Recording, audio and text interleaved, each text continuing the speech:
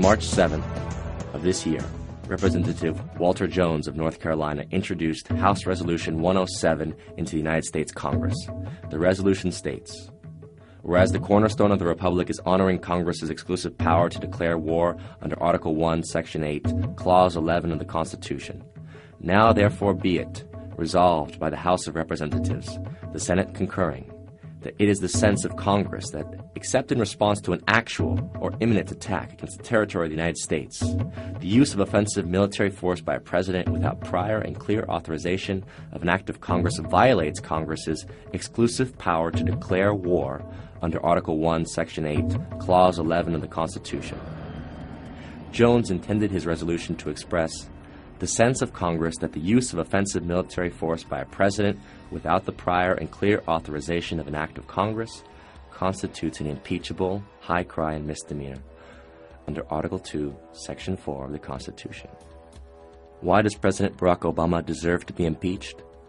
Here are 4 reasons.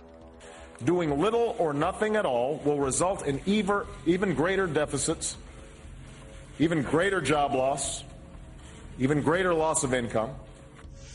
1.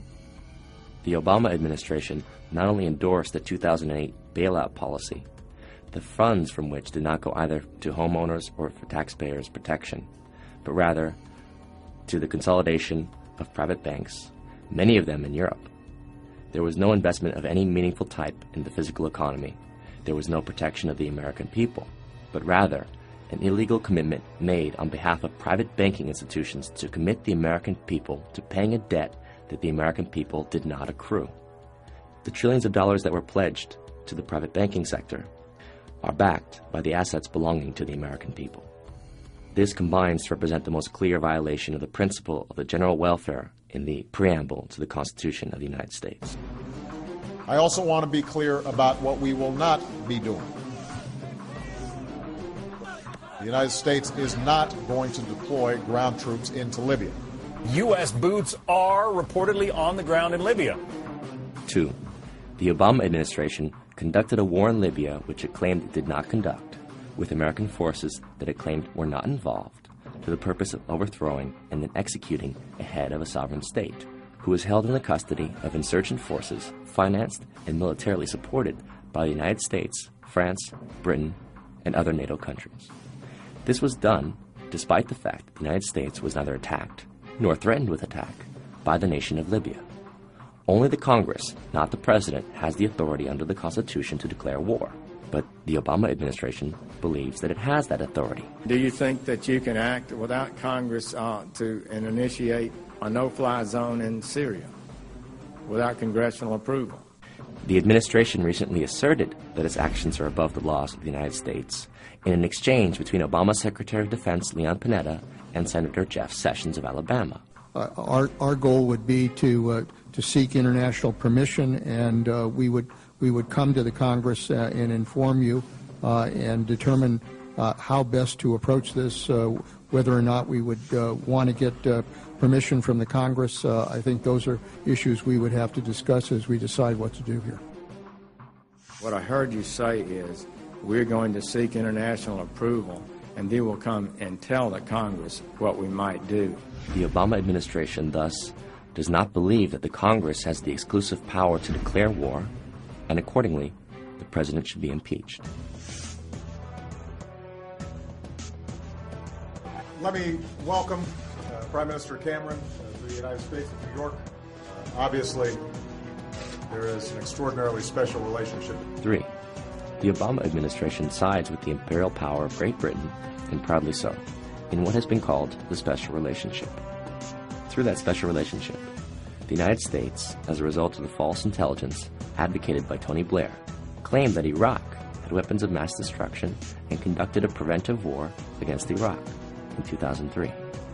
Preventive war was declared a crime against humanity by the Nuremberg Statutes of 1947. But now, on March 13th of this year, Barack Obama and David Cameron declared their intention to seek the removal of the Syrian regime of President Bashar al-Assad, a regime that has shown no intent of threatening or attacking the United States Republic. This shows Obama's intent to continue a policy of war, for the commission of which the Nazis were sentenced to death at Nuremberg.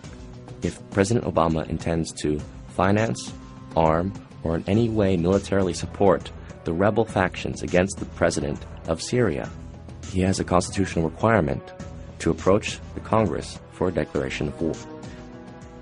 4. President Obama has committed us as a country to a policy of indefinite warfare, including on American soil.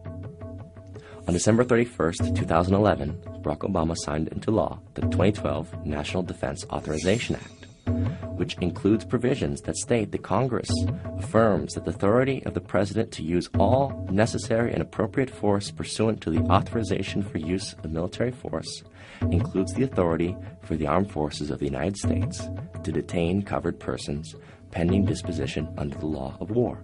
When Congress defined such covered persons, exempting U.S. citizens from the language, they were rebuked by the Obama administration, which told them to remove U.S. citizens from being precluded.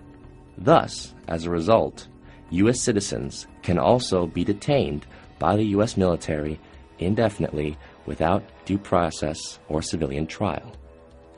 This now allows the United States military to arrest and detain without trial American citizens who are deemed enemy combatants. It abrogates the Constitution of the United States in the 4th, 5th, and 6th Amendments, the right of the people to be secure in their persons against unreasonable searches and seizures, and that no person shall be held to answer for a capital or otherwise infamous crime unless on a presentiment or indictment of a grand jury, and that the accused shall enjoy the right to a speedy and public trial by an impartial jury. All of these rights have been abandoned by the United States under President Barack Obama. Further, the President asks the country to believe him when he says that he will not use his power of the executive towards the arrest of U.S. citizens pursuant to the NDAA of 2012. However, the executive branch has already ordered the execution of an American citizen in November of 2011. The Obama administration has already assassinated an American citizen, Anwar al-Awlaki, who was never tried in absentia, but was simply indicted by a secret court, according to the executive branch, who then ordered his assassination, a murder which also included that of his son, a 16-year-old boy, and a family friend. Considering the President's willingness to assassinate American citizens, are we really ready to entrust him with the power to indefinitely detain U.S. citizens in the course of so-called combat? After all, our Constitution promises the trial of all crimes, except in cases of impeachment, shall be by jury, and such trial shall be held in the state where the said crimes shall have been committed. Now is the time.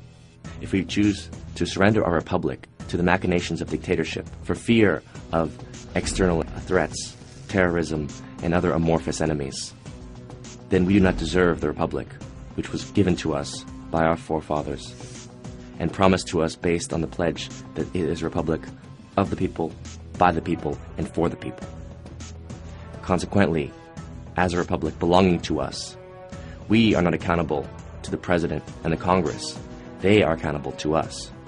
And should the President presume dictatorial powers, regardless of the state of war that he may claim we are now in, he must respond to our demands to protect American citizens from unauthorized illegal detention by the military and to annul this National Defense Authorization Act of 2012. And if he does not do so, then he deserves to be impeached immediately. But if we say nothing today, where will we be tomorrow?